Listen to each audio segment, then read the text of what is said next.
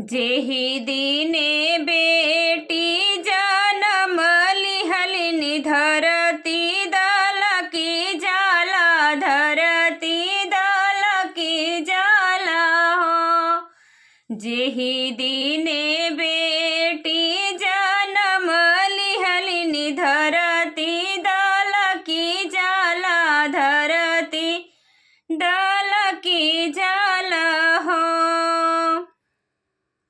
अम्मा के जियरा धड़की जाला, इत बेटी पाहुन हो। अम्मा के जियरा धड़की जाला, इत बेटी पाहुन हो। जब बेटी भइलिन सयान त पापा निरेखल हो। जब बेटी भइलिन सयान त पापा निरेखल हो। अम्मा के जियरा डेराई जाला, बेटी अब पाहुन जइहे हो। अम्मा के जियरा डेराई जाला, बेटी जइहे पाहुन हो। अम्मा के जियरा डेराई जाला, बेटी जइहे सासुर हो। देशे देशे पापा वर खोजे, खोजी खोजी थकी गइले, खोजी खोजी थकी गइले हो।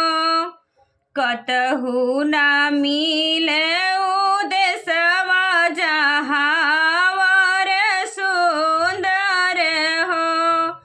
कतहु ना मिले उ देशवा जहाँ वर सुंदर हो।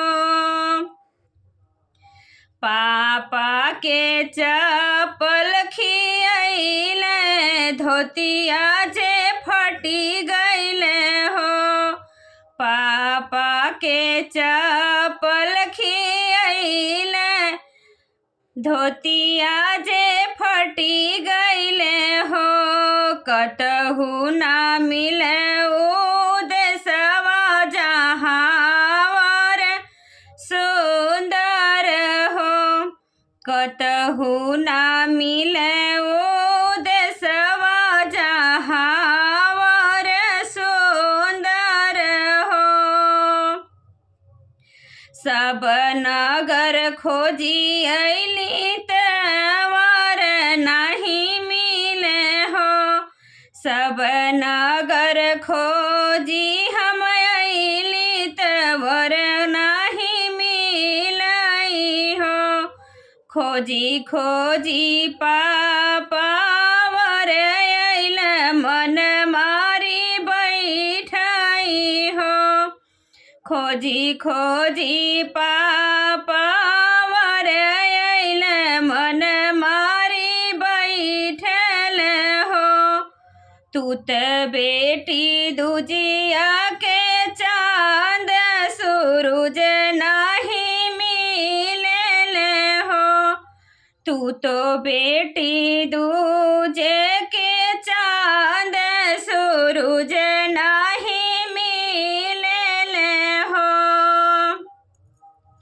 जेहि दिने बेटी जनम लिहलिनि धरती दल की जाला हो। जेहि दिने बेटी जनम लिहलिनि धरती दल की जाला हो। तो प्लीज़ आप लोग से रिक्वेस्ट है कि वीडियो को फुल वॉच कीजिएगा, बहुत ही दर्दनाक गीत है। आप लोग सुनिए, शेयर कीजिए। आप लोग से जय माता दी।